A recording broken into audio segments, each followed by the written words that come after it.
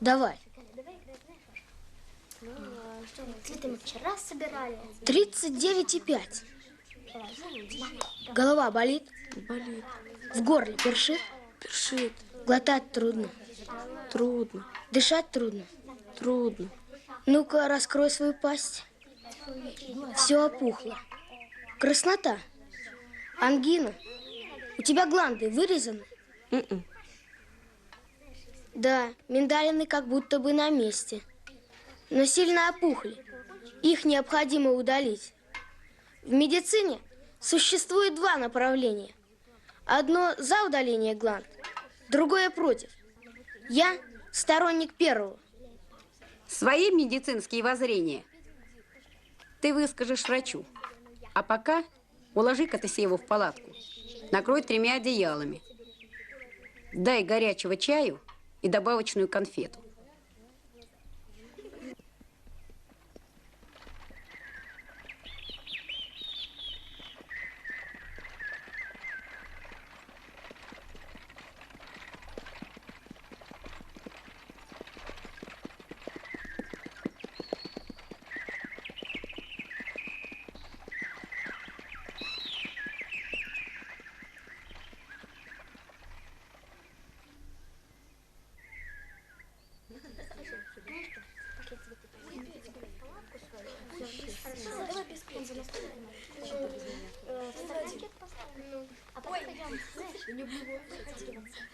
Открой рот.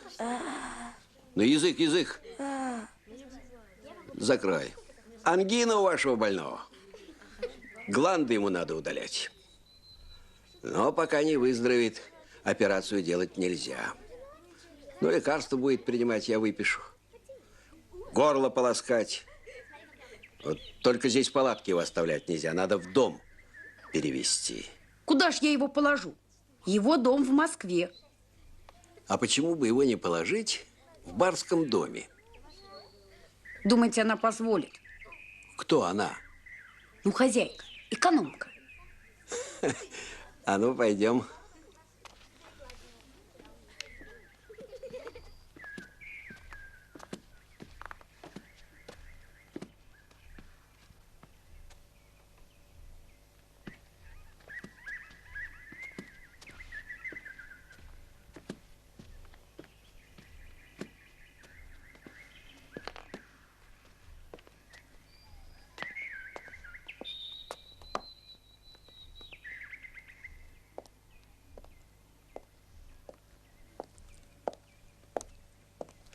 Софья Павловна, вот у этих молодых путешественников заболел мальчик ангиной. Ну, в палатке ему лежать больше нельзя. Прошу вас дать ему приют. Дня на 3-4. Кто будет ухаживать за этим мальчиком? Ну, кто-нибудь из них. Я тоже буду наведываться. Вы считаете возможным являться в этот дом? Я выполняю свой долг. Хорошо. В людской ему будет отведено место. Но прошу, никуда, кроме людской, не заходить. Ваше право.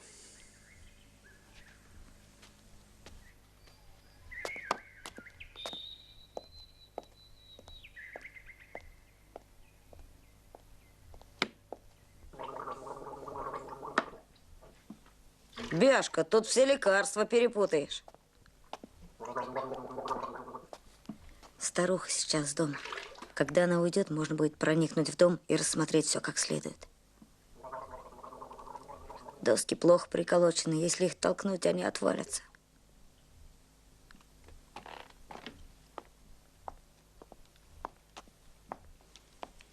Да. Выселяться отсюда не следует. Находясь тут, мы можем узнать кое-что. Как ты думаешь? Не кое-что. Все узнаем. С одной стороны, хотелось бы, чтобы Сева скорее выздоровел, а с другой, как только он выздоровеет, нас попрут отсюда. Сева? Как ты себя чувствуешь? Лучше. Надоело мне лежать. Завтра встану. Только попробуй. Ты встанешь тогда, когда тебе доктор Мягкий разрешит. знак пропустишь. А доктор тебе скоро не разрешит. Какая у тебя температура?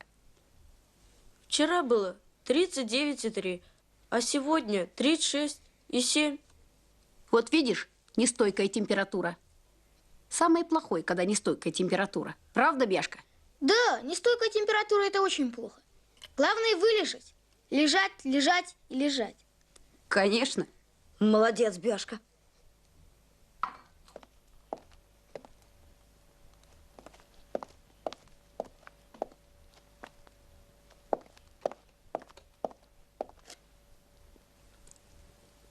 Скоро выздоровеет ваш больной.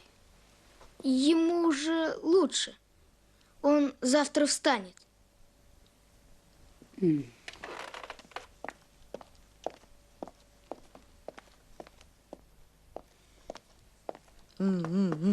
Как ты это мог сказать? Откуда ты знаешь, что Сева завтра встанет? Почему ты думаешь, что завтра выздоровеет? Я боялся, что она скажет: убирайтесь отсюда вон. Убирайтесь отсюда вон, философ, главврач. Ну ладно, я уезжаю в город. Только Сева должен оставаться в доме и лежать, пока я не вернусь. Даже если доктор скажет, что он здоров. А вернусь я завтра. Ты меня понял, Бяшка? Понял. Правда, не все.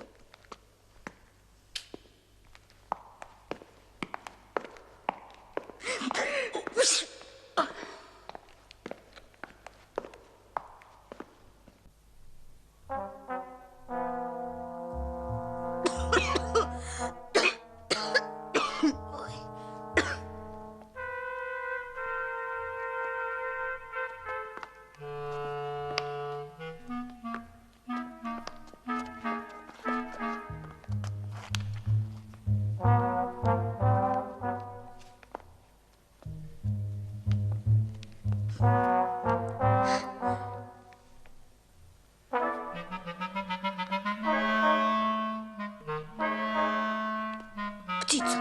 Где? Не она. Такая же.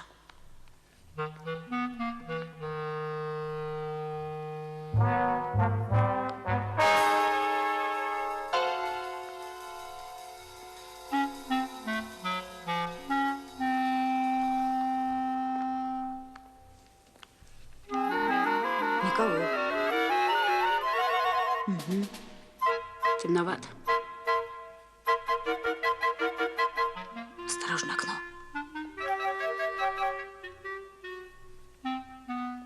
О, свечи!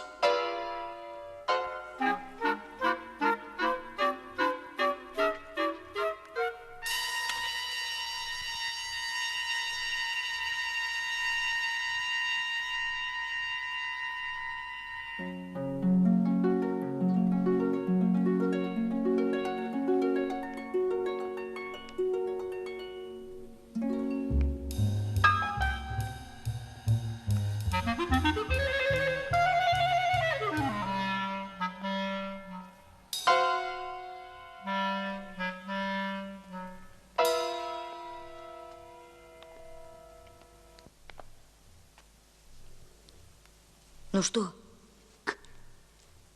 Славка не мог ошибиться. Он точно видел, что графиня открывала эту птицу. А может, никакого тайника здесь нет? Не может быть, чтобы здесь ничего не было.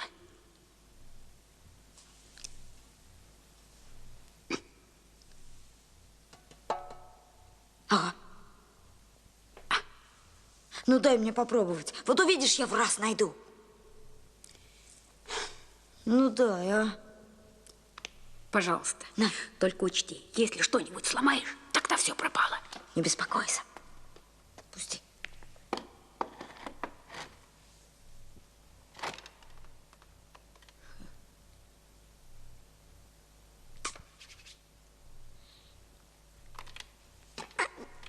Посмотри вниз.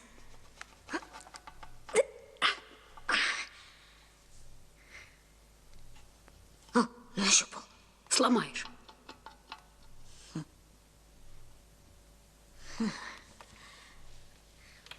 Чертовщина какая.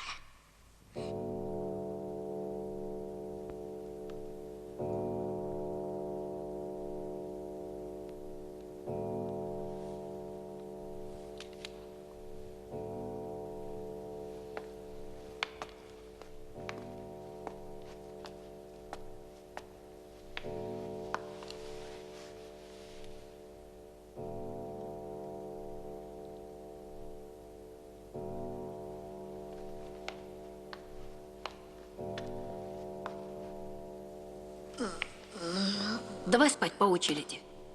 Что? Ага, ладно. Только каждый по 2 часа.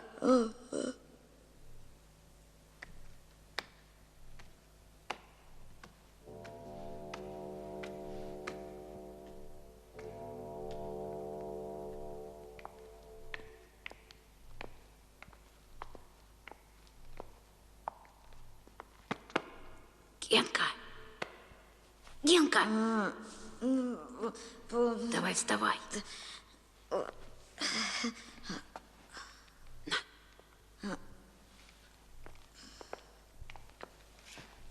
Разбуди меня через 2 часа.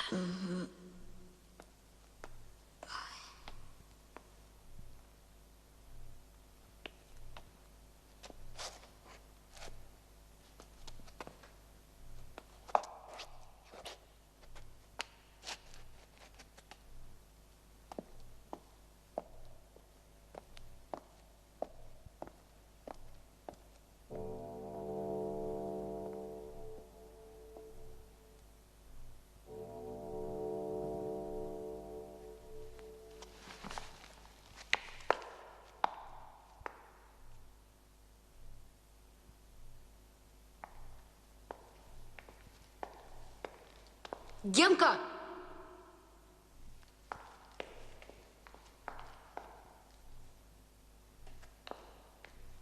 Генка!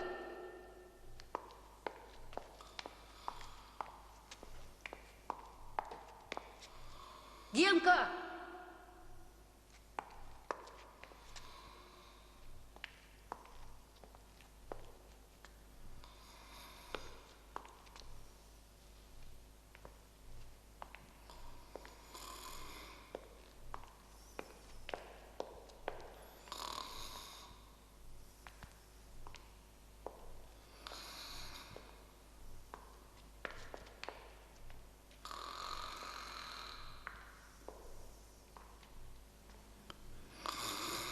А ну, вставай!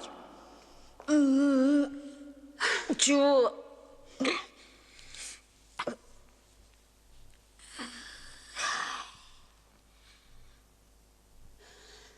Все равно сюда никто не придет. А будешь ходить, шаги могут услышать. А если бы пришли? Зато хорошо выспались. Только есть охота. Почти сутки ничего не жрали. Сутки без еды – это не страшно. Зато не открыли тайник. А время уже 8:30, а музей открывается в 9.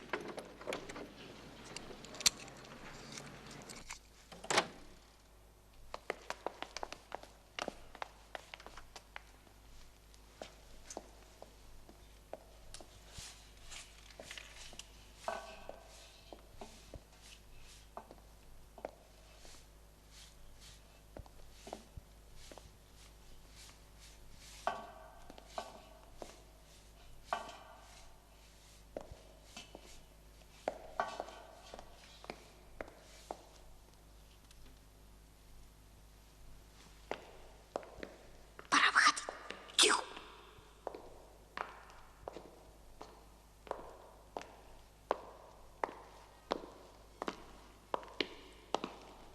Рисовать будете? Да, немного.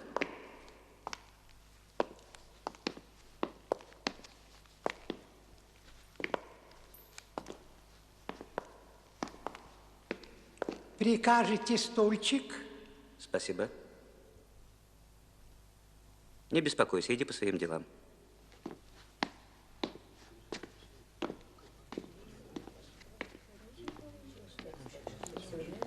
Вы видите деревенскую утварь из села Старое. Она была типичной в средней полосе России в единоличных хозяйствах XIX века.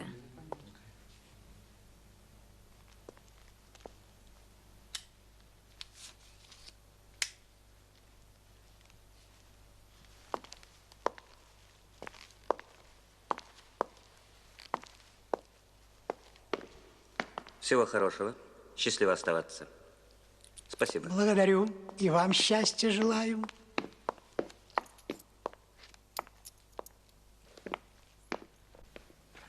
Ну а теперь пройдемте дальше. Да нельзя же трогать руками. Здесь у нас представлены экспонаты флоры и фауны нашего края. Обратите внимание на чучела зверей, выполненные местными охотниками. Рядом находятся экспонаты, найденные во время раскопок древнего поселения. А в этом зале у нас представлены предметы помещичьего быта. Они доставлены Опять в наш музей пришли? из усадьбы графа Карагаева. Да, в субботу не успели все закончить. Только в этот зал все и ходят, и ходят. Произведения живописи. Сейчас все изучают помещичий быт. Вот и ходят. А? Помещиков давно-то нет, а все интересуются. Старорежимный Сейчас старикашка. пройдемте в следующий зал.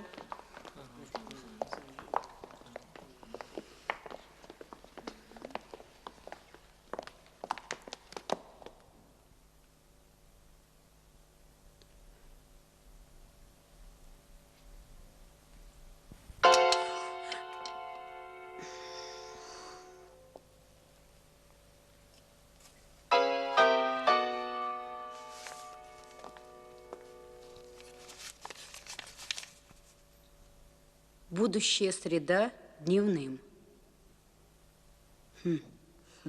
Дневным? Среда. Скажи.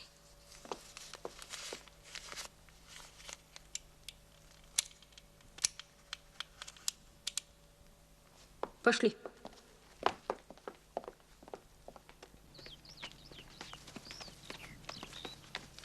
Будущая среда дневным. Ведь Кузьмина тоже убили в среду. А ну-ка посчитаем. Какого числа его убили? 17-го. А будущая среда когда? 31 минус 14. Точно, в среду. Если тайник есть в маленькой птице, почему бы ему не быть большой, той, что стоит в усадьбе? А? Надо проверить. Конечно, надо. Но как? А если нас к тому времени выгонят из людской? Кто нас выгонит? Ведь Сева уже здоров. Температура нормальная. Он еще вчера хотел встать. Но я его уговорил лежать до вашего приезда из города. Если Сева уйдет из людской, мы пропали. А пусть Сева лежит, и все. Приказ есть приказ.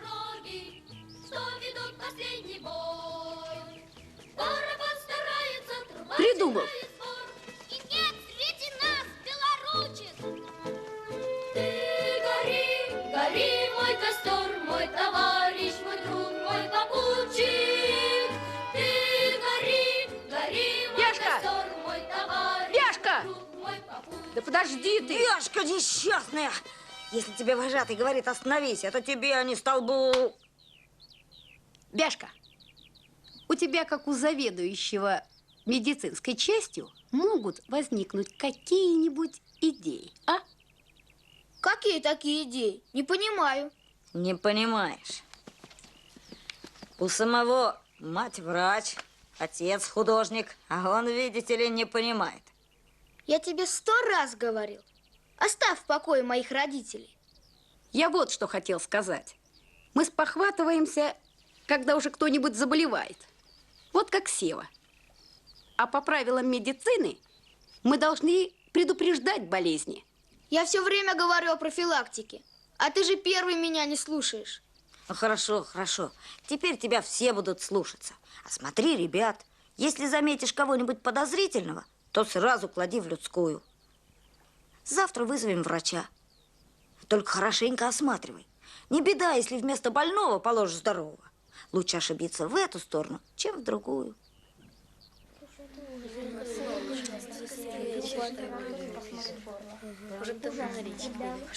Сколько мы будем ждать? Целый час стоим. И кто мог выдумать эту дурацкую затею? Известно кто. Бяшка несчастная. Изображает из себя доктора. А что я могу? Тогда же профессор. А что я могу сделать, если на весь лагерь только 1 градус? Вот сейчас Наташа измерит, а потом следующий. А ну, открой рот. Да раздвинь пошире свою пасть. Да. Дело плохо. Краснота. Да? Что ты лезешь ко мне в рот своими дурацкими бровями? Ничего у меня нет. Никакой красноты. Ничего не болит. До свидания. Куда же вы? Вы срываете массовое медицинское обследование.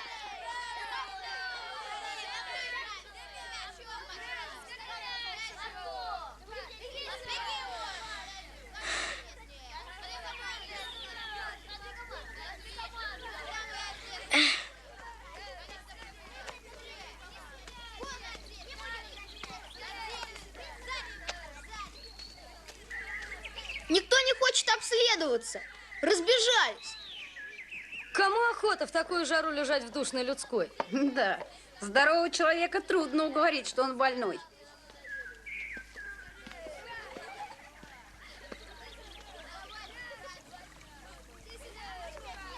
Послушай, Бяшка.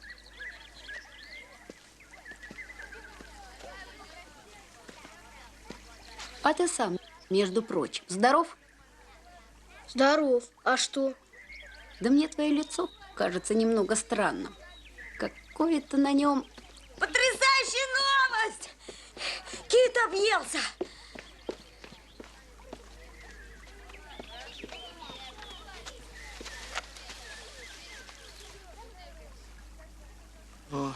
Заболел. Нет, просто так. У меня это часто бывает. Туда сколько раз бегал? Не знаю, раз или 2. Врешь, я сам видел. Туда раз 10 бегал. Не обманешь. У меня небольшое расстройство. Я немного переел. Ничего страшного. Чем ты объелся? Сливами. Неспелыми сливами? Так это же дизентерия, Бяшка. Именно. В людскую его. Вместо севы. Завтра приедет доктор и разберемся.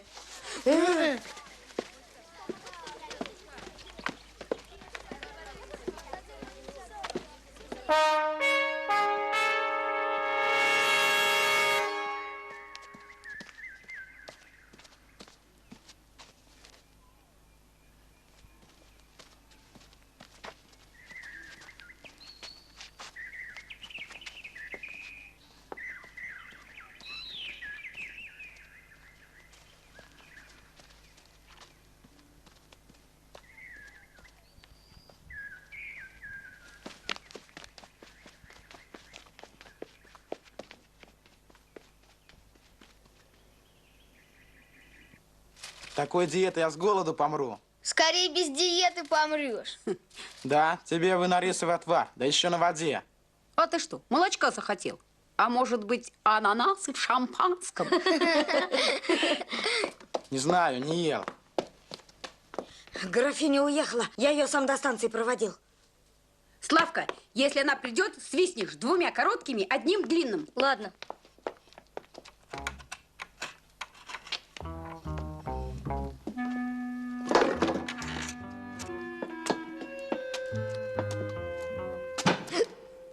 Ой, спираль проклятая.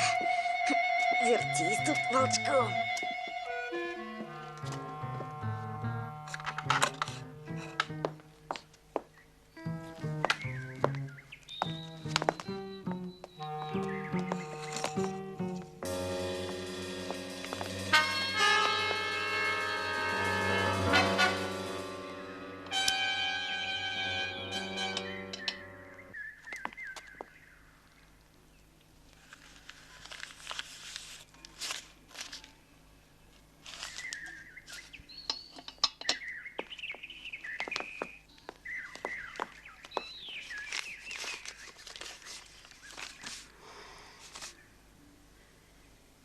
Возьмем чертеж с собой, перерисуем и до возвращения графини положим обратно.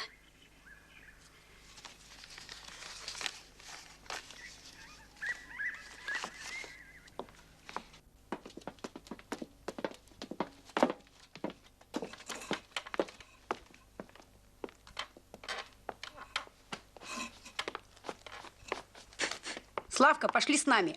А ты, Бяшка, оставайся. Сейчас пришлем замену. Принесите что-нибудь пожрать. Ты хочешь выздороветь или нет? Неужели ты не можешь хоть один день побыть на диете? Нет, не могу.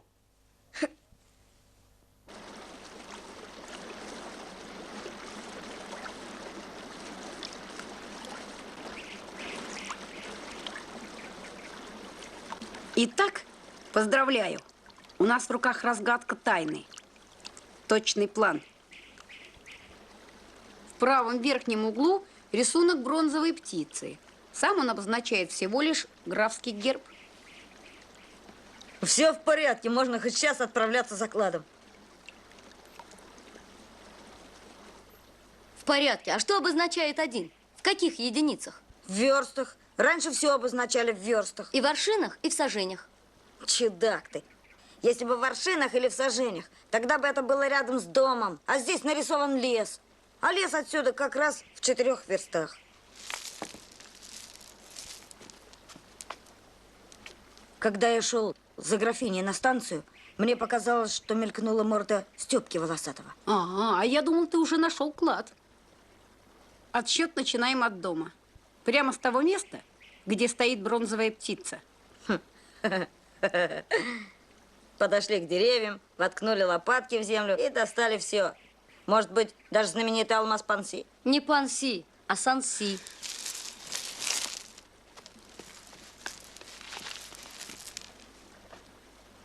Нет, я определенно видел Хромова. И те типы в лесу роют. А графиня-то, графиня, бережет чертеж. Ждет, когда свергнут советскую власть и приедет ее графин. А чертеж-то у нас, а не у лодочника. Что же это ты, генастый? В гробу не побоялся спать, а тут... Графиня знает о чертеже. А значит, знают лодочник и те парни. А ведь они-то и копают в лесу. Она их водит за нос, неужели непонятно? Мы ведь сами видели, как лодочник следит за графиней. Значит, он ей не доверяет. А почему? Потому что она все время показывает ему не те места. А почему она сама не выкопает? Разве такая старуха справится?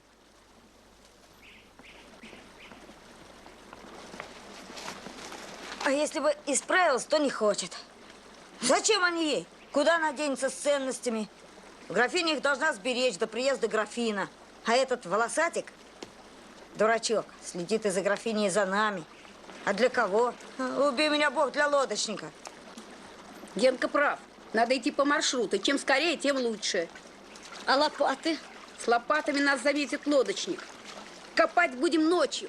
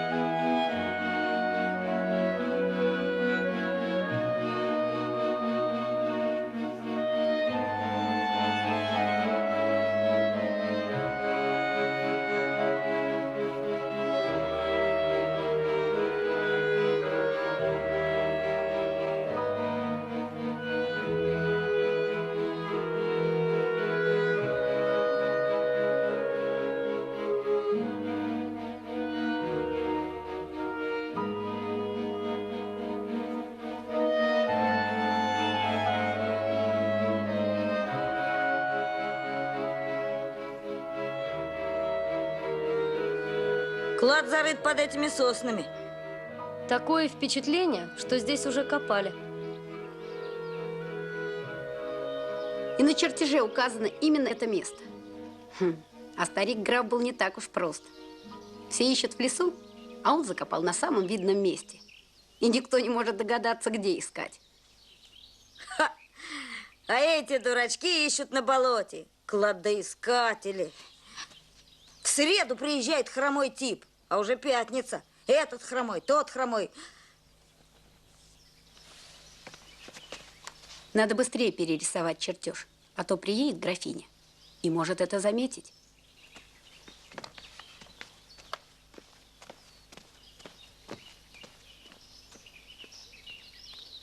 А рыть когда? Рыть будем со свидетелями. Вызовем представителей из уезда. Всегда так. Проводим работу, свою жизнь подвергаем опасности. Приходит чужой дядя и пожинает лавры.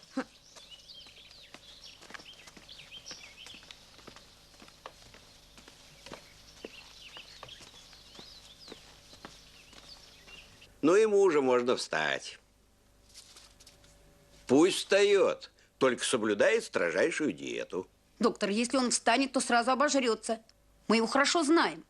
Если ему нужна диета, то пусть лежит. Что, такой обжора? Ужасный.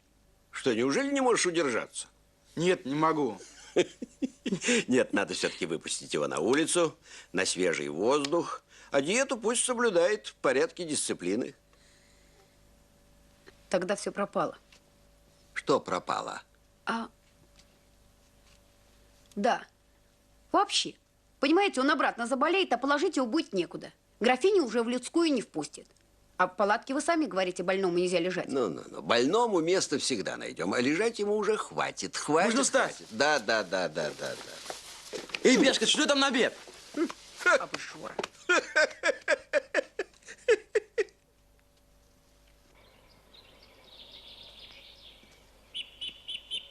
Давно здесь эта птица?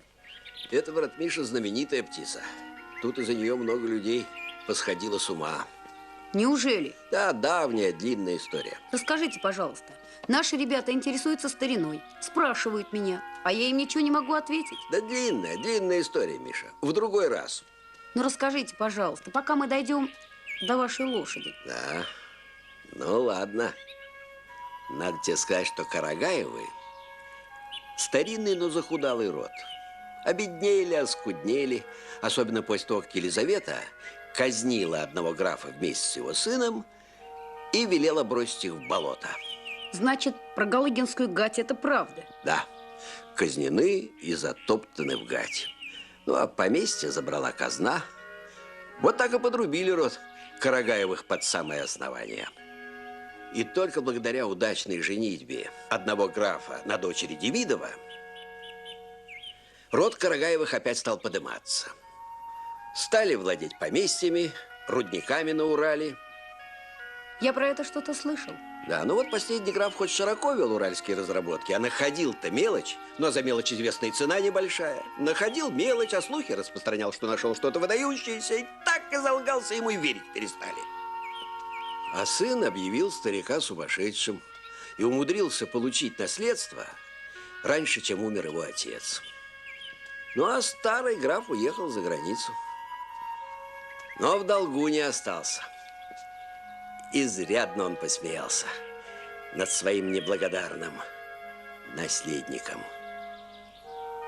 Довольно неприглядную роль во всем этом деле сыграла вот эта особа. Графиня. Какая она графиня? Впрочем, в свое время была красавица. Красавица. Только теперь от красоты ничего не осталось. Да, так вот молодой граф. Его знаешь, как здесь крестьяне прозвали? Руб 20. Он хромой был от рождения, а так мужчина видный. И вот как его наказал отец. Он объявил, что нашел 2 алмаза размером чуть не по 50 каратов. И показал эти алмазы. И ну ему никто не верит. А алмазы-то были настоящие. Там подтвердили потом голландские ювелиры. И вот старик граф пишет сыну письмо приблизительно такого содержания. 1 алмаз я увез с собой, а другой спрятал. И вот если у тебя хватило ума выгнать меня из дому, посмотрим, хватит ли у тебя ума найти этот бриллиант.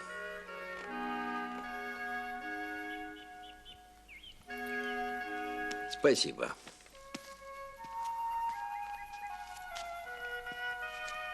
Вот, а место где он спрятан, указывает наш родовой герб. Ох, это была жестокая месть. Поиски алмаза стали бичом, понимаешь, несчастьем этой семьи. До самой революции искали. Все перерыли, перессорились, с ума посходили, понимаешь, перестрелялись. И не нашли? Нет, ничего не нашли. Но ведь граф писал, что это связано с родовым гербом. Что он имел в виду? Что имел в виду? Герб. Вот этого самого орла. В этой бронзовой птице внутри тайник.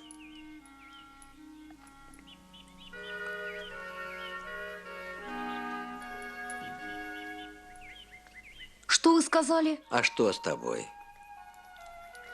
Да так. Ну, тайник, самый простой тайник. Нажмешь птице на глаза, голова у нее откидывается, там пружина, понимаешь? Открывается тайник, там лежит план, чертеж. На чертеже сказано, что алмаз этот зарыт здесь, в лесу, неподалеку, версты 4. Вот. Это тут все и перерыли. Да и теперь еще есть чудаки роют. Правда, теперь немного поуспокоились, а все-таки роют. И все знают про этот план? Да, конечно. Ну, раньше-то держали в секрете. Ну, видишь, что в лесу-то копают. Ну, и перестало это дело быть тайной. Да я тебе скажу, в каждой избе, чуть не в каждой избе, была копия такого плана. Но, может быть, это не настоящий план? А другого тут и не было, его все наизусть знают. Сначала версту на север, потом еще версту на северо-запад, потом, кажется, строго на запад. Да я уж не помню, время-то много прошло. Даже частушку сложили про этот план. Версту пройдешь, алмаз найдешь. Другую пройдешь, бриллиант найдешь. Третью пройдешь, ничего не найдешь. Что-то в этом роде. Ну вот, Миша, и вся история. Ладно.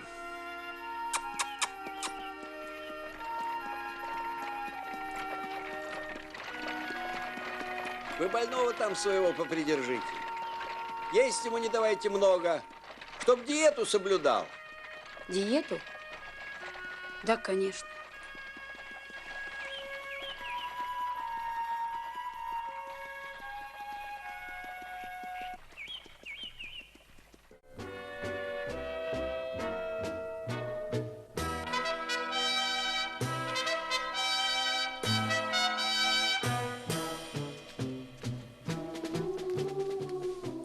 В одной книге мы нашли листки папиросной бумаги, которыми перекладывают рисунки. Если эти листки положить на чертеж, то очень хорошо перерисуется.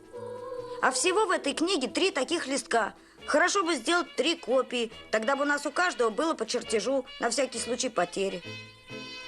В таком опасном предприятии бывают всякие неожиданности. Сейчас темно. Чертеж мы перерисуем завтра утром, когда все уйдут в деревню. А меня и Генку надо будет завтра освободить от работы в клубе.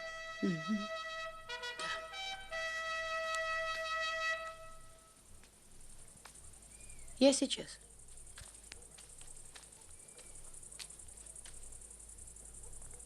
Нажимаешь птице на глаза, голова у нее и откидывается. Чуть ли не в каждой избе была копия такого чертежа. Ну зачем такая точность? Ведь мы уже даже место знаем. Не будь педантом. Зачем такая скрупулезность? Раз-раз и готово. Зачем птицу перечерчиваешь? Она нанесена, значит, я должен перечерчивать. Вот именно. С птицей больше всего возни. Остальное все просто. Линии, углы, повороты. Смотри, она нарисована хоть и мелко, но тщательно. Знаешь ты, сколько с ней провозишься? А зачем? Она нарисована только условно, просто как герб. Делай, как знаешь. Но на чертеже, который ты будешь делать для меня, не изображай орла. Не нужен он мне. Зачем ты его заштриховываешь? Потому что на чертеже заштриховано. Но ведь же он не весь заштрихован. Правда. Это я из-за этой бумаги прошляпил. Плохо видно под ней. Придется переделывать. Какая разница, заштрихован он или нет? Хорошо, отдай испорченную копию мне, а на остальных можешь рисовать что угодно. Пожалуйста, можешь взять. Только остальные я сделаю правильно. Точно так, как на чертеже.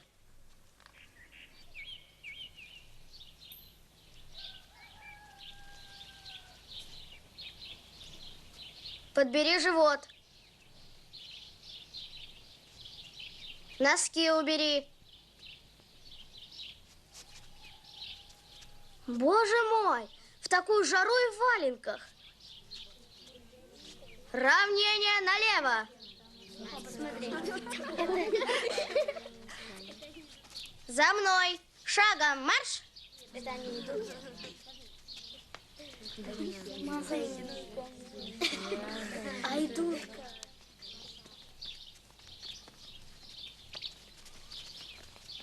Стойте! Ну как вы ходите? Вы должны слушать мою команду и идти в ногу. Ваня, как ты ходишь? А как я хожу? Волочишь ногу, припечатываешь шаг. Настоящий руб 20. Молодой граф, он хромой был от рождения. Молодец, Зина.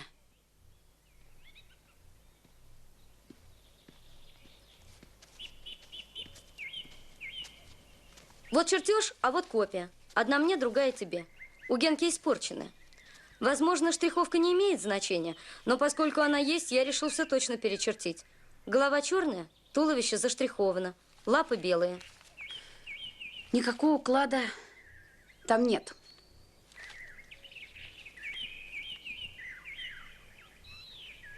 Чего уставились? Нет там никакого уклада. А графиня, надеюсь, есть? Никакая она не графиня.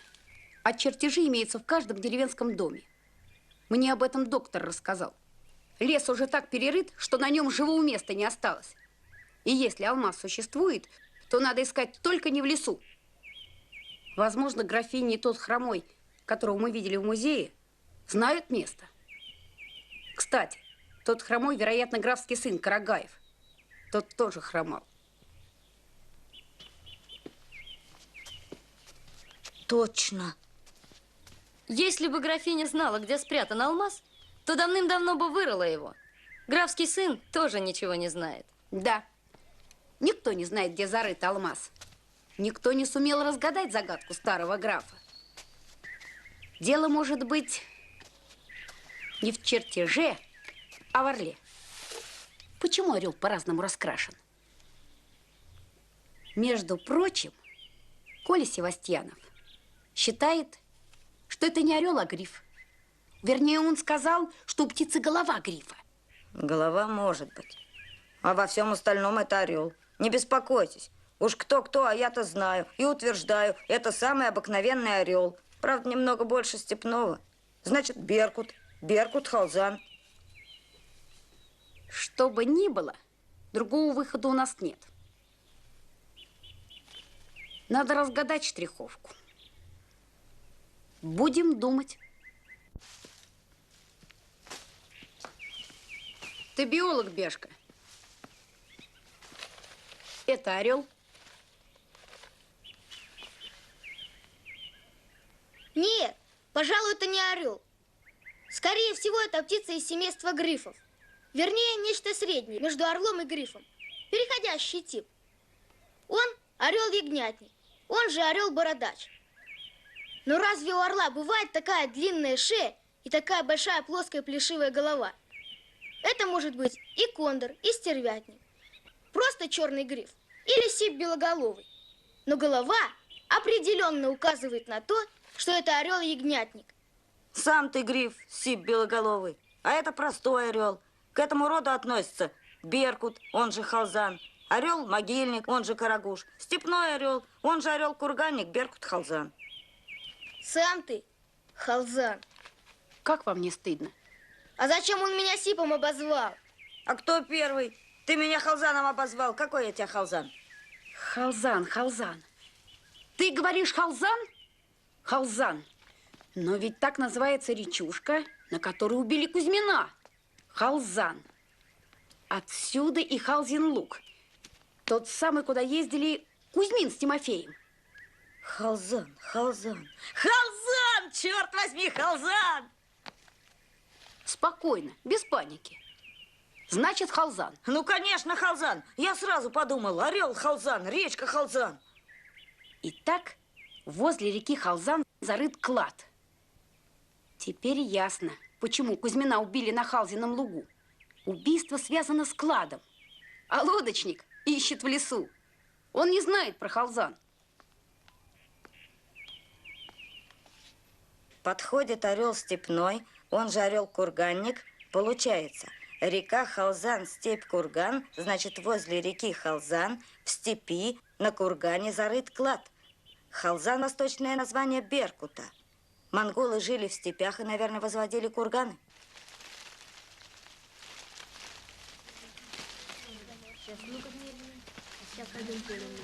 А потом лес. Отвоевали усадьбу. А как же старуха? Я ей предложил работу у нас в коммуне. Если хочет, пусть остается. Она просила нас не заселяться до четверга. Четверг послезавтра.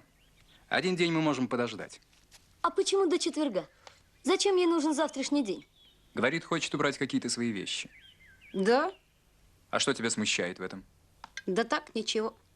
Слушай, Коля, а если бы приехал старый владелец усадьбы, он бы мог помешать коммуне? Как он может помешать? Усадьба конфискована и принадлежит государству. А Серов самый обыкновенный взяточник. Ерофеев и кое-кто еще не хотели коммуны. Они понимали, что придется отдать землю, которую незаконно захватили. Вот и подкупили Серова. За взятку он дал эту охранную грамоту, хотя никакой исторической ценности усадьба не представляет. Вообще-то Серова уже прогнали. И все же Ерофеев будет мешать коммуне. Посмотрим сегодня. А что сегодня? Сегодня вечером сходка. Граждане! Коммуна организуется из воспитанников детского дома. Все они в прошлом беспризорники. А некоторые даже малолетние преступники. Да, нежно, ишь ты какой! Я говорю вам прямо, чтобы все были в курсе дела. Убивцы все, да нежно, всех ограбят и перережут. Вот. Товарищи, некоторые из них были малолетними преступниками. Но это было когда-то. За годы, проведенные в детском доме, ребята стали совсем другими.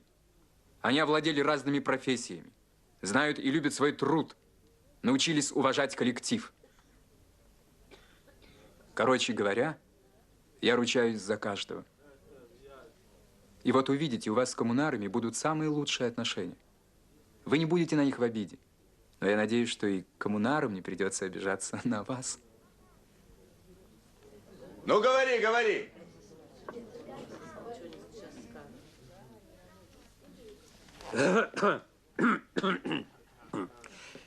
Ведь очень правильно сказал товарищ представитель насчет ребятишек.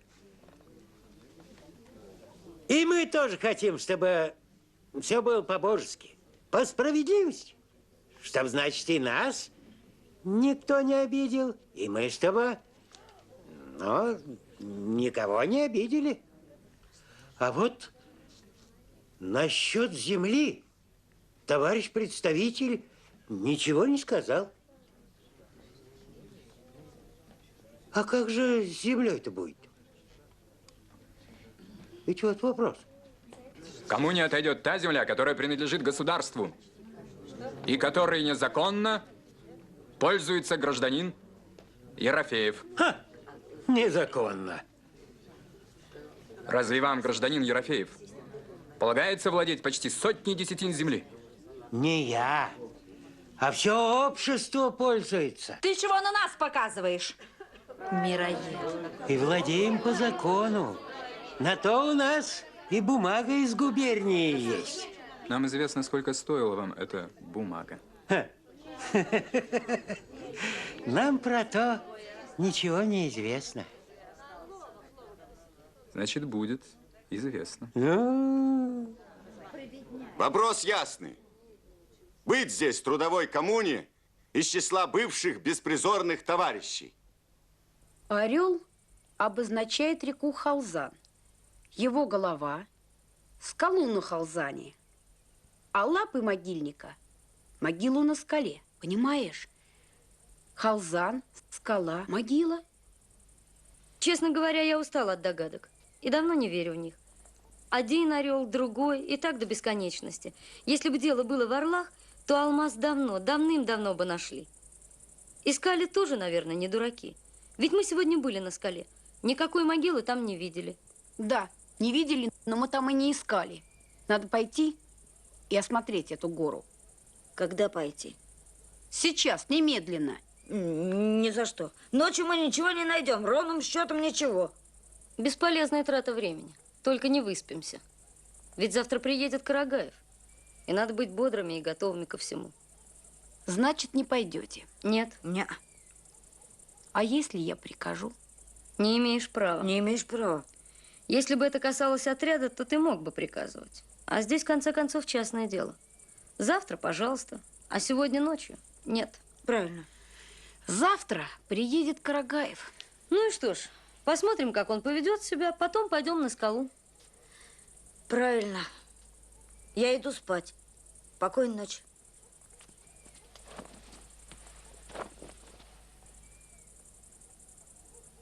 Ладно, черт с вами. Но учтите, Карагаев приезжает дневным поездом в 2 часа.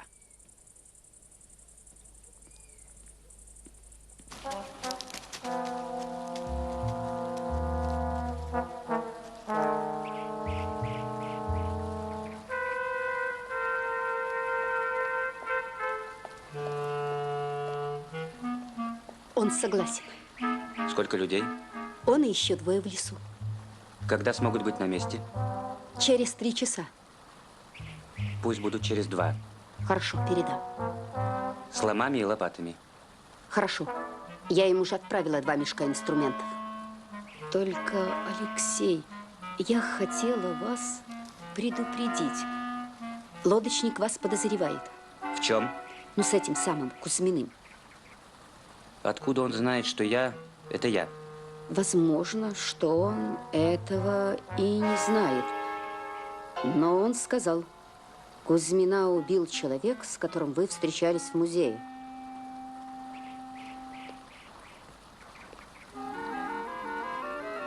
Он за вами следил.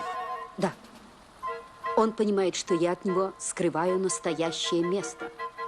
Он опасный и очень опасный человек. Я сам опасный. Алексей, с этим Кузьминым как получилось? Я с ним столкнулся. Лицом к лицу он меня узнал. Мог выдать. Что оставалось делать? Одним мужиком меньше на свете. Рыбалина освобождают. Против него нет улик. Но их нет и против меня. Надо быстрее кончать с этим делом и сегодня же. Ты чего? Вытащи кирпич. Кирпич грудь пронзил.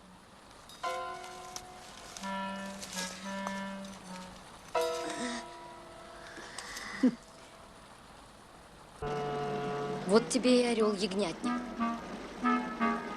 И все же лучше без лодочника и без его людей. Плита тяжелая, я уже пробовал. Одному не одолеть. Можно позвать других. Например? Ерофеева. Еще кого-нибудь. Нет. Я предпочитаю бандитов. С ними лучше договориться, дешевле обойдется. И наверняка не продадут. Но они могут вас убить. Я вооружен. А теперь идите и предупредите его. Через 2 часа. Ах, Господи.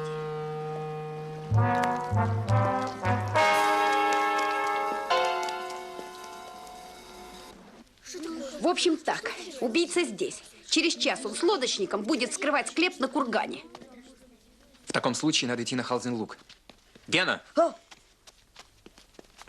Беги к председателю сельсовета. Ага. Ребята, пошли.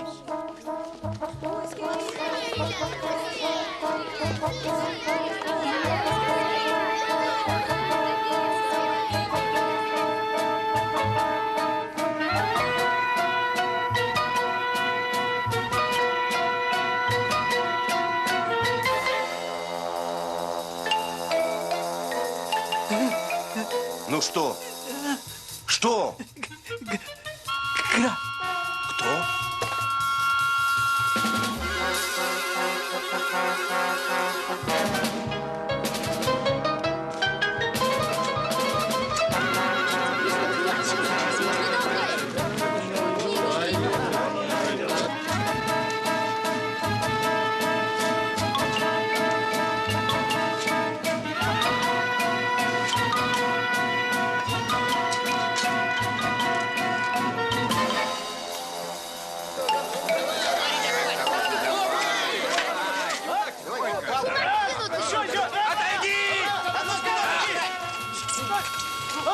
Давай!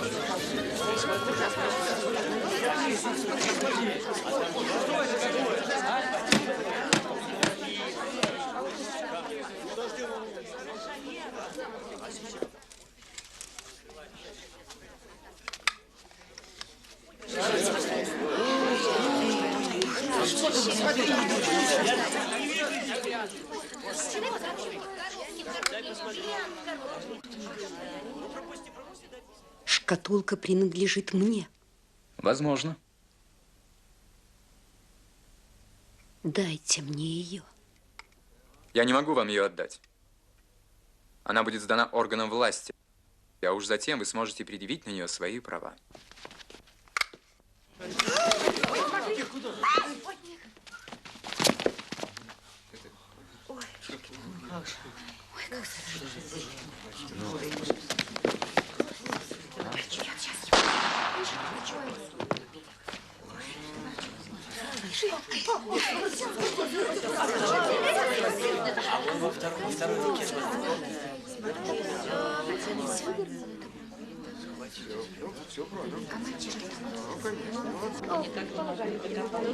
Ура!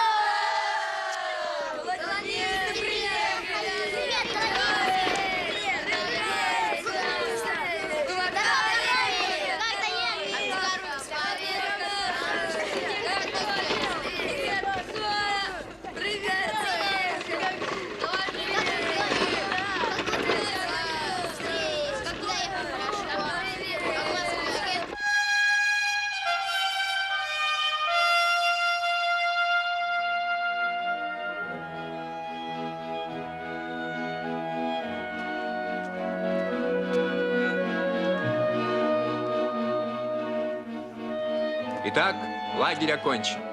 Сегодня отряд уезжает в Москву. Я думаю, ребята поработали неплохо.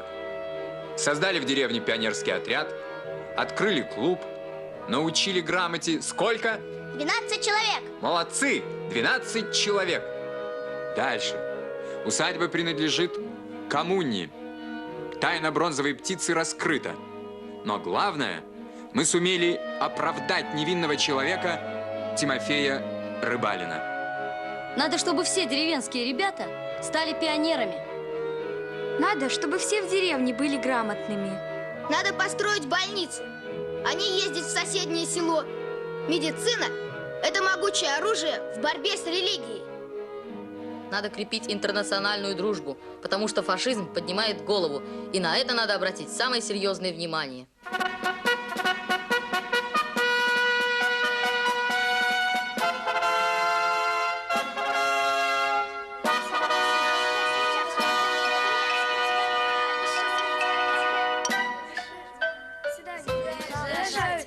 Том